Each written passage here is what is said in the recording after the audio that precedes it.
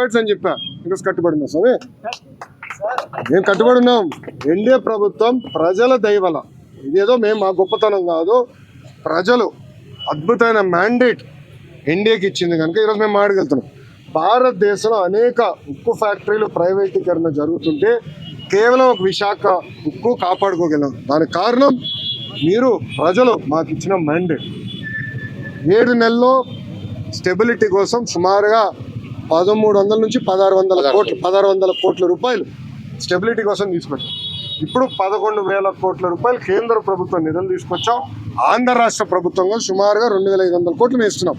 ఇది by way of water, by way of power stability ఇచ్చడం. So ఉక్కు ఫ్యాక్టరీలో ఉన్న ఉద్యోగస్తులను కూడా కోరేది ఏంటంటే, ఇది రెండోసారి మన కేంద్ర ప్రభుత్వం బెయిలౌట్ ఇస్తుంది. మొదటిసారి ఇట్లనే ఎన్డీఏ ప్రభుత్వంలో తెలుగుదేశం పార్టీ భాగస్వామ్యం అయినప్పుడు ఆనాటి ప్రధానమంత్రి వాజ్పేయి గారు సుమారుగా 13,000 కోట్లు ఇచ్చారు, 1,300 కోట్లు ఇచ్చారు. ఇప్పుడు 11,000 కోట్ల రూపాయలు ఇస్తున్నారు.